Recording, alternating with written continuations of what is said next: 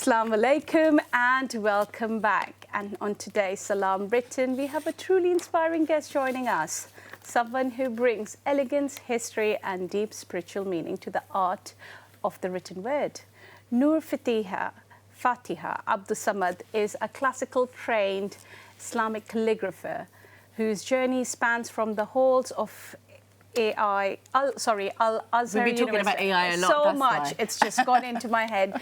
From the halls of Al Azhar University in Cairo to the ateliers of traditional masters across Morocco and Egypt. Yes, and so she holds the ijazah, formal teaching licenses in 5 traditional scripts awarded by renowned masters Sheikh Belaid Hamidi and Ustad Hasnain Mokhtar.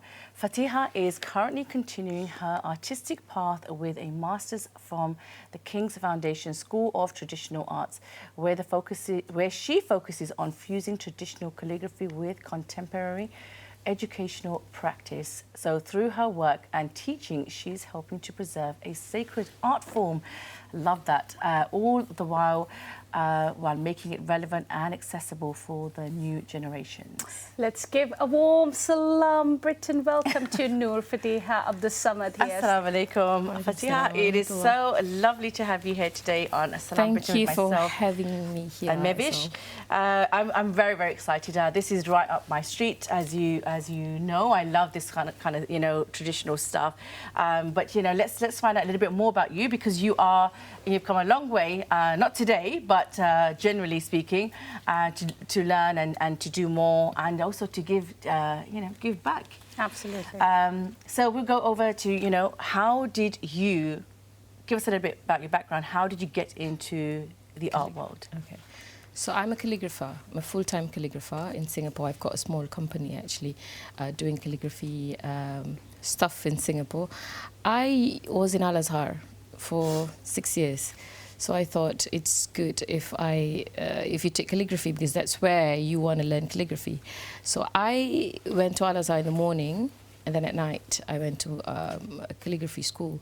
And that's how I've gotten my ijazah and license in teaching calligraphy. So I came back to Singapore. I took Arabic literature anyway in Al Azhar. So I thought I have to contribute to my community in Arabic language. But no one did calligraphy at all in Singapore. So I thought I should be the first one. I should do something for the community. And up till now, I've taught more than 200 students. Wow. And some of them have gotten their ijazat as well. Oh, wow. Amazing. So it is a very advanced level that you bring them up to. Yeah. Alhamdulillah. So I wanted to ask you one quick question. It is the Al Azhar University, Yeah. I believe. How did that influence the foundation influenced in your work in Arabic literature? Well, because I took Arabic literature to understand the Quran mainly. Okay. The good thing about taking Arabic literature in Al Azhar, it's like the highest Islamic institution you want to learn Arabic or you want to learn Quran from. I realized that I really, truly understand not just the letters, but the story that comes behind as well. So your artwork becomes more meaningful because it's not just literal translation that you understand from. You understand the I would always say love story from the Quran. So it becomes meaningful. People see your work as beautiful, truly not because you've got good hands, but because of the connection you have with the piece. So when you're writing it, you understand everything about it. You try to make a very deep connection to that piece so that when people look at it, they get the connection as well. They get the same energy that I put into the artwork. The good thing about being in Al Azhar is you have lived the culture, you have lived what religious practice to a height that I would never get in Singapore. And you bring that back together with your calligraphy, it adds values and it adds meaning as well that people won't get if they don't experience what I experience in Al Azhar. That's Amazing. beautiful. I mean, it's just so, you explained that so eloquently, and it's so deep that, you know, it's not just a beautiful art piece that you can look at and think, oh, it's beautiful, but it's because there's beauty behind that, and it's much more deep-rooted in your spiritual connection with our creator. That's absolutely, that's just It's amazing so profound. because, but, you know, you have chosen to do calligraphy, and you went to Al-Azhar, and you know you were practicing. You got ijazah, but is there specific scripts or that you looked into that you decided to go for? So usually we all do have a favorite script. In my case, I wouldn't say favorite. So I do a lot of Maghribi script, the Moroccan script. The reason why I did that was because I looked up before, and of course I've got my teacher who's Moroccan as well, but I looked up and it is one of the dying script. It's only used in Algeria and Morocco. So I thought it's actually quite, it gives you a good feeling when you are fighting for something. So I thought if it's dying, let's fight for it. Like let's make it live again. Revive it, yeah. Yeah, revive it again. So that's how it became like so close to me, and people would actually relate me to Moroccan script instead of any other script that I'm better in, actually. for me, it's like, you know, I've never thought about calligraphy that way, the way that you explained it. So it's quite inspiring because, like Shaz is too into art. She loves. Well, I'm she just loves very passionate even about when it. she comes into the studio. She brings different vibes to the studio, in her own beautiful way, through her flowers, through her smile, and it's something like, you know, when we go to the museum and we see different scripts of Quran as well. All are written beautifully, but the calligraphy is engraved in the essence of Quran, and you bringing it to life. I mean, it reflects in your work as well. I understand it's been a long journey for you, and I'm really interested in the tools, like, you know, like these pens right here. I'm sure our audiences, I'm really interested in how we are Using these. Not for calligraphy, these. I've got these, like this one is like a brand new one, but I was like, I'm really in an awe. Like, we don't use tools like this in modern age. So that's because I'm a student in traditional art school. So of course they not force you, but they encourage you to be as traditional as possible. So this is not calligraphy. So I came here as a calligrapher, but if I were to do more on calligraphy, it would be redundant because I'm a calligrapher already. So why would I do calligraphy here when I've done it so many times before? So I thought it's good to just relook into my own heritage and my own culture. So I did the wax resist technique on fabric. That's one of the tools actually. So you put wax, you put hot wax inside, then you draw it on fabric. Wow. And then you put colours into the fabric. So is that where this comes into it? This is an example of a batik piece. I did one for the exhibition, but this is not mine. This is handmade as well. So you know that... What is this exactly? I'm going to just kind of pull it out. What is it? Hopefully I don't knock anything else over. So this is fabric, yes? Yeah, that's fabric. And it's traditionally from... The design is from... It's traditional. It's Indonesian. It's Javanese design. So all Indonesians, because my grandparents came from Indonesia, so all Indonesians know batik, wear batik, owns a batik. So this is you can put, obviously this is material, but you'd cut this to become a dress, an outfit? Yeah, I mean, fashion-wise, it can be anything, but we usually wear it as a skirt. Like a sarong? Sarong. Well, I say sarong, but it's not really. Yeah, it is the same thing with South Asian. We use the same for the same purpose. No, because African communities use sarong as well. So, but it's... we shared that part. You know, that got us wrong. I was thinking it's the ink that goes in, it's the wax that goes in, wax. It's not the ink that we can do calligraphy on fabric as well, but we still have to use that particular So you tool. use that kind of instrument to create this design? Wow, so you did this yourself? No, this is a gift from someone. Yeah. But this is typically what you would... Yes, exactly. Oh, right. Okay, wonderful. So obviously you are, you know, a calligrapher, and you did while you were here, you explored other mediums and stuff. So how has that experience been? Because you got to meet the the king, Okay. right? Yeah. When I mean the king, I'm talking about the king of this country, you know. So you got to meet him as well, and he had a look at your work. And how was that? I think he's very fond of Islamic art, that's for sure. I think everyone knows that. We've got his architecture books in school as well, so we can read it actually. We can borrow his books. So when I met him, I showed him a ceramic that I did, a ceramic plate. I did calligraphy, I did my own design, I tried out my own glazes, and even though it's a short sharing with him, he showed interest in the techniques used in it. I wasn't expecting that, to be honest, because I'm not the only one. He has to meet a lot of other people, but you can see how interested he is in Islamic art when he stopped and then he spent some time just to ask you why it's textured, what did you do, how does it happen.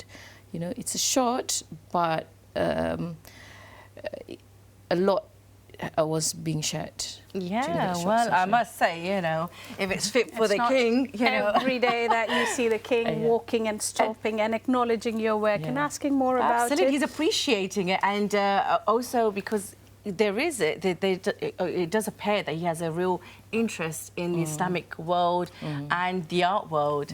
You know? Interesting. So for the tools, do you make your own tools then, if it is like for these, or you can purchase them? We purchase them. You purchase them. Because doing it is taking too much already. It's And taking too much of us, like spiritually, mentally, physically. Because you need to think, you need to plan, and Yes. it's not just like... and it's a lot of self-control as well, because for that particular tool, we work with hot wax. So you need to make sure the temperature is okay, your speed is okay. A lot of mental effort was put in while doing the artwork. It's not just the idea that is important. You know, your physical has to be strong as well.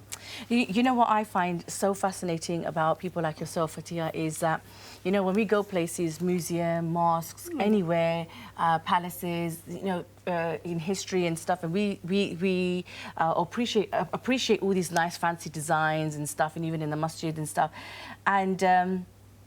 and then these things sometimes fade, and then sometimes are demolished, or something's happened, and atrocities across the world, and then you need people who are experts or have experience to revive, reform, or refix, or bring this back. I mean, I know, for example, you know, Salahuddin Ayyubi's member was destroyed in the Syrian wars that was recently just come to an end, and people have had to go and get together, and you can only get people who know about this kind of work, that woodworking, the calligraphy, and it's people like you. Do you get those kind of calls that come for restoration kind of work or anything? Because I'm going back, I did received an opportunity actually to work on buildings in Singapore, because I think the interest that the youngsters showed for craft has decreased a lot. Maybe because it's not making money. I mean, in this world we're living in, money is everything. But, you know, traditional art is all about making connection. You have to connect with something. It can't be an empty craft. It can't be an empty work. I mean, even if it's for money, it still has connection. But if you connect it to money, it becomes so compressed. You can't really express yourself a lot. So connection can come in many forms. Like, who are you connecting with? The people, yourself, your personal spiritual connection, or like your community. Find a connection. Yeah. So I think I do receive those opportunities and offers, but more to how do we get the youngsters now to join in the wagon, you know? How do we make the youngsters feel like they have to be part of the preservation group, preservation team? I think it will be a bit challenging, but yeah, it's just to make them realize that living in this world, it's all about being connected to something. It's not just living for them, 100%. you know.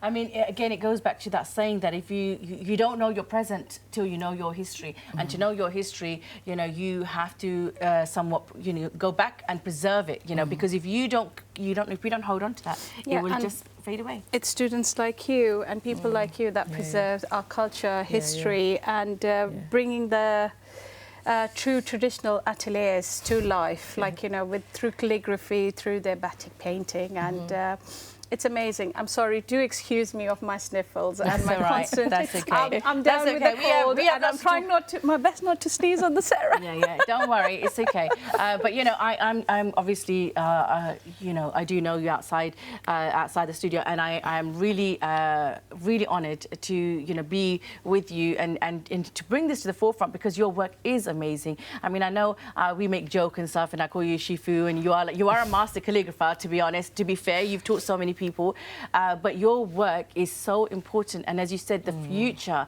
if the people, we need to get more youngsters into the craft, because, you know, if we look at, again, when there were civilizations and when they would start these, you know, amazing eras that we've had in Islamic history, you would take people with you that, you know, in terms of cavalries and warriors and you know, medics and stuff, but you would also take the artisans. They were also part, it was something standard. Absolutely, because that was the form in how you preserved history back in the time, rather than the books and everything, the form of art. We still have got so many paintings reflecting to an artist's perception on what took place in wars, in kingdoms and stuff like that, backdating to, I think, Greek mythology and everything.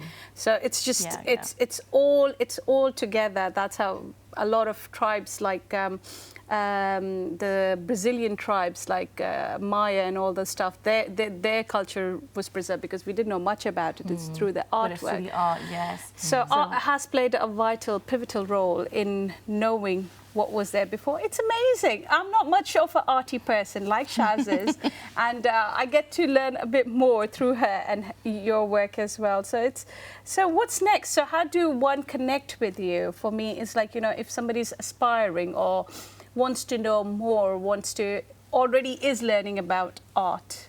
That's not me asking her to ask you, by the way. What's next? Yeah, exactly. So it's just how do they get in touch with you, or is there a place that they can connect with artists like yourselves? I think now the best platform is actually Instagram. We're all active in Instagram. So the best way is to contact us through Instagram, and we would love to share more to them. We need more. We call ourselves custodians of the art. So we basically bring stories as well through our arts. We would love to have more people, you know, in the team, in the group, as many as we can. So we can get connected in Instagram. So could you share your Instagram handle, please, so for others too? So it's my name. It's Fathiah, Abdussamad, Abdussamad. And just before we're gonna, you know, as we're coming to the end, just you know, for the people watching today, you know, so they know what kind of level you're on, like what kind of offers you've been given since you've come to an end of this, the master's degree that you just completed. What kind of offers? Your offers that, you know, people have taken interest in you, and you know, there's been some very prominent places in London and that have been. If you want to share it quickly, I think Shaz is really ready to share it all because she shared it. I think it's important for the audience to know that what kind of level of artists we have on our couch today. I've got opportunities from museums to teach because I think from their sharings I realised that maybe in London I think calligraphers who are based in London probably they are not teachers. They don't really teach, or they don't have a concrete syllabus for teaching. While when I was in Egypt, we were taught, like after we finish our ijazah, we have a special class just to teach, because teaching is another level. Yeah. It's not for everyone. It's another skill. You can be a good artist, but you cannot. Sometimes you're not a good teacher. So I think that is what's lacking here, which I've got opportunities to stay and teach.